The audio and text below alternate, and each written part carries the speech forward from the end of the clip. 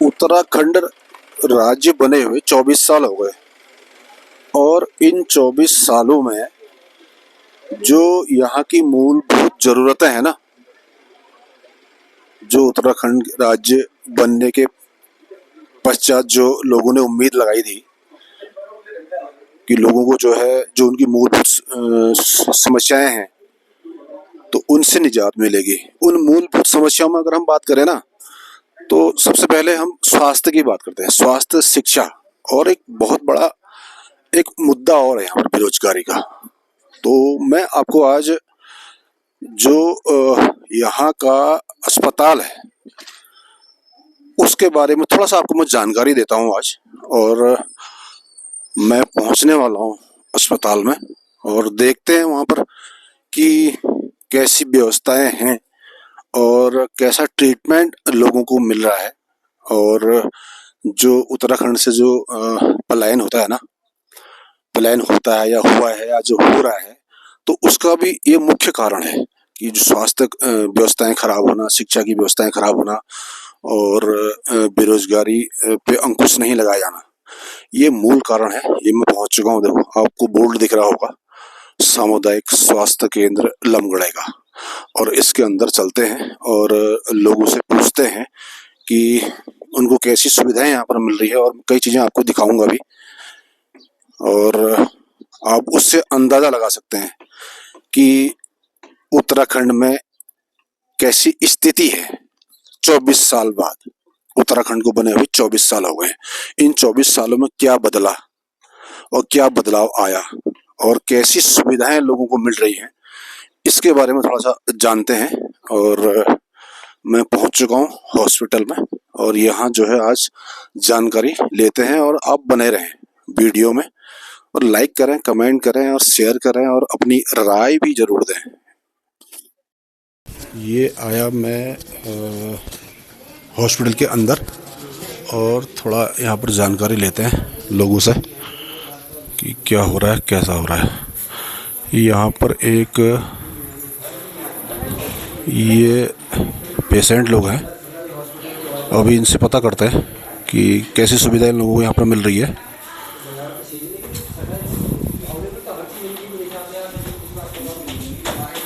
और यहाँ पर एक्सरे रूम लिखा हुआ है शायद, मेरे ख्याल से एक्सरे रूम लिखा हुआ है, लेकिन बाहर से एक पोस्टर लगा हुआ कि अक्रियाशील कक्ष। थोड़ा इसके बारे में जानकारी। ये खोला हमने एक्सरे रूम और इसके अंदर जाके मैं आपको दिखाता हूँ कि यहाँ की व्यवस्थाएं कैसी हो रही है। ये एक्सरे मशीन है,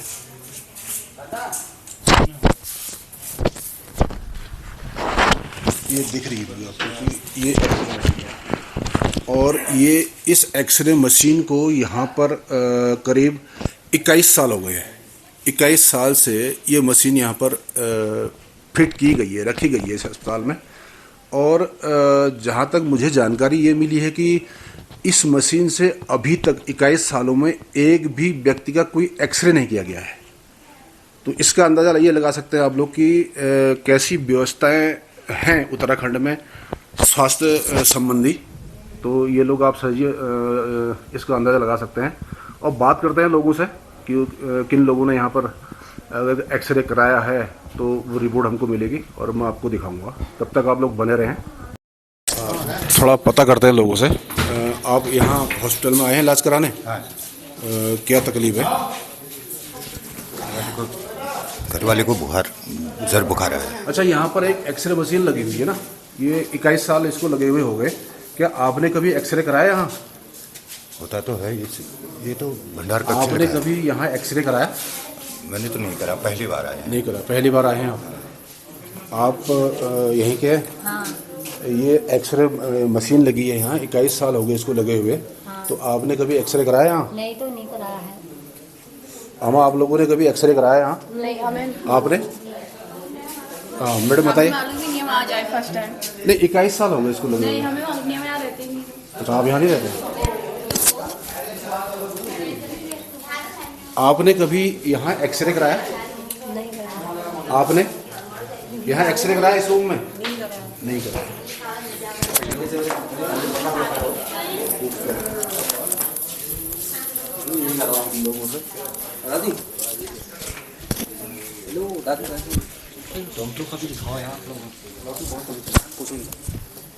आप लोग यहाँ हॉस्पिटल में दिखाने आए हैं, स्वास्थ्य खराब हो रहा है किसी का? नहीं। क्या किस लिए आए हैं? हम अपनी भाभी के साथ आए हैं। अच्छा, यहाँ एक्सरे मशीन लगी हुई है, उसको 21 साल हो गए लगे हुए, और 21 साल में अधिकतर लोग ये कह रहे हैं कि क्या बोलते हैं कि हमने एक्सरे नहीं कराया यहाँ पे। पता है आपको इस बारे में कुछ? आपको जानकारी है कुछ? भाई लोग बैठे हैं थोड़ा सा। दाजू, आप यहाँ क्या दिखाने आए हैं इस अस्पताल में? अच्छा, यहाँ पर मैंने सुना कि एक एक्सरे मशीन जो लगी थी उसको 21 साल हो गए यहाँ पर लगे हुए, और कई लोग ये कह रहे हैं कि उस मशीन से कभी एक्सरे हुए ही नहीं। आपने कभी कराया क्या? ये तो हमें तो ऐसा मौका ही नहीं आया हमारे। आप यहीं रहते हैं, यहीं के हैं? लोकल के हम। मतलब यहाँ तो आते रहते होंगे ना? तो आपने कभी एक्सरे कराया इस मशीन से? आपने कराया कभी? हमारा तो इससे हम हल्का फुल्का होता है, हम तभी आते, नहीं तो हमारा अल्मोड़ा शॉर्ट है। मतलब यहाँ इलाज कैसा मिलता है? इस अस्पताल में आपको इलाज कैसा मिलता है? हम तो पहली बार आए हैं। अच्छा, पहली बार आए हो आप भी पहली बार आए हो? कुछ जानकारी लेते हैं यहाँ के स्टाफ से कि इस अस्पताल में कितने पद रिक्त हैं और कैसा काम चल रहा है, पता करते हैं और देखते हैं यहाँ स्टाफ वालों से।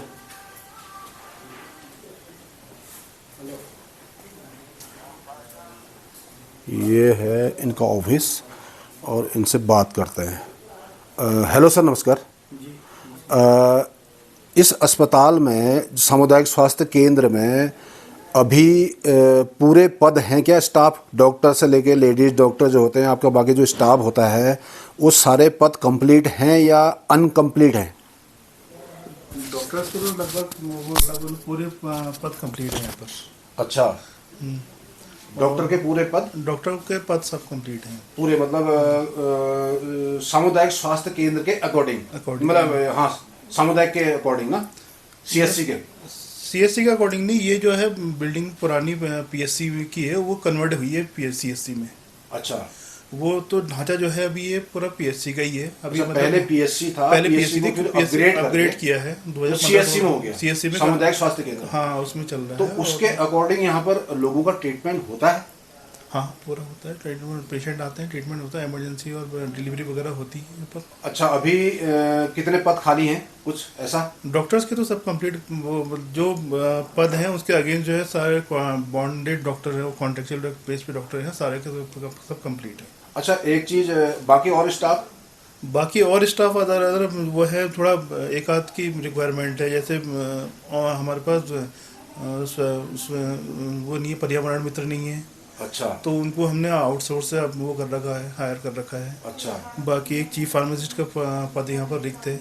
अच्छा, ये जो डॉक्टर हैं स्थायी हैं यहाँ पर, जो आप कह रहे हैं कि डॉक्टर पूरे हैं, वो स्थायी हैं या ट्रेनी, ऐसा कुछ है? ट्रेनी डॉक्टर हैं? 4 डॉक्टर तो स्थायी हैं। अच्छा। वो 3 डॉक्टर स्थायी हैं, बाकी जो हैं वो वैसे हैं, कॉन्ट्रेक्चुअल बेस पे हैं। अच्छा, कॉन्ट्रैक्ट बेस पे। कॉन्ट्रैक्ट। अच्छा, एक चीज़ मैंने और सुनी थी कि यहाँ पर एक एक्सरे मशीन जो है फिट की गई है और उसको 21 साल हो गए हैं। तो वो एक्सरे मशीन से, अभी मैंने लोगों से पता करा, वो कह रहे कि इस एक्सरे मशीन से कभी कोई एक्सरे नहीं हुआ। इसके बारे में कुछ कहेंगे आप? एक्सरे मशीन, ये तो टेक्निकल इशू वो है, मैं तो नहीं बता पाऊंगा इसमें। अच्छा, अच्छा, प्रभारी ही बता पाएंगे इसके। प्रभारी जी यहाँ पर आज नहीं है, आज प्रभारी नहीं चिकित्सा अधिकारी है? नहीं, वो उनके पास 2-3 जगह का चार्ज है। अच्छा, तो वहाँ पर थोड़ा। अच्छा, मैं एक चीज़ और जानना चाहूँगा आपसे कि जो यहाँ के प्रभारी चिकित्सा अधिकारी हैं, उनके पास कहाँ कहाँ का प्रभार है?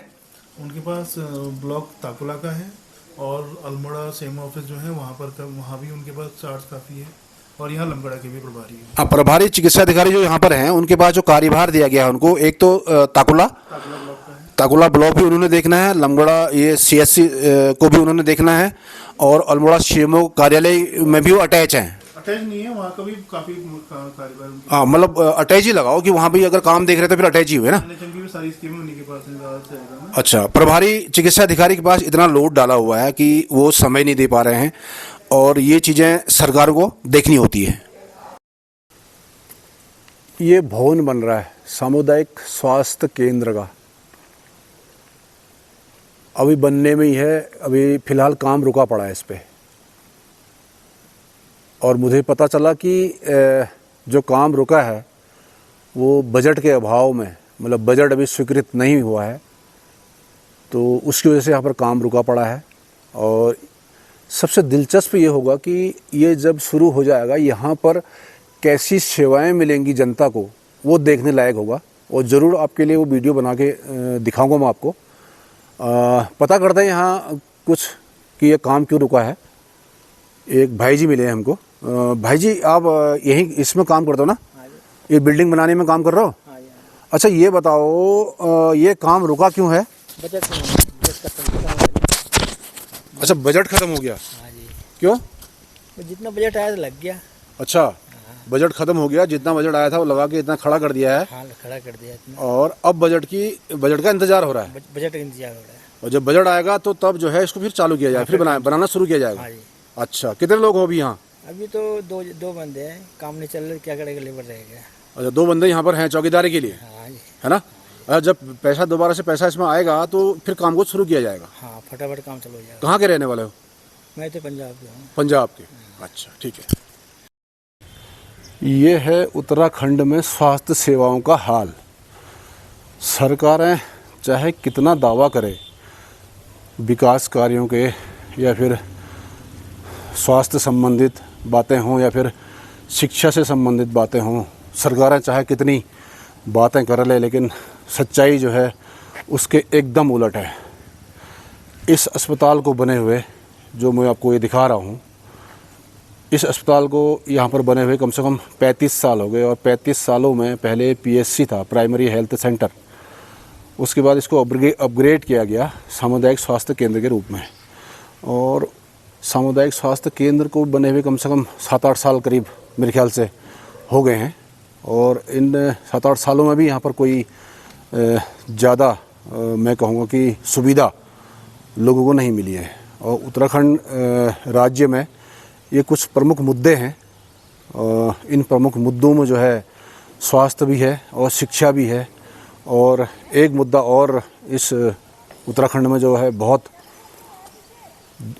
दुखद ही मैं कहूँगा कि बेरोजगारी वाला जो मुद्दा है, उसमें भी जो है कोई काम नहीं किया गया है सरकारों के द्वारा।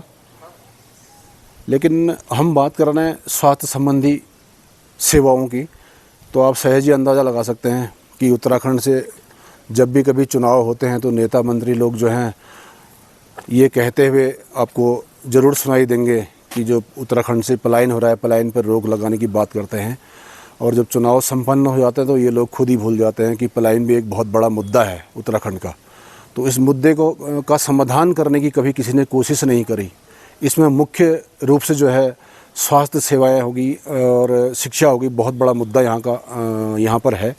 और इस मुद्दे पे कभी इन्होंने सरकारों ने कोई ध्यान नहीं दिया। हालांकि 24 साल हो गए उत्तराखंड को, राज्य को बने हुए।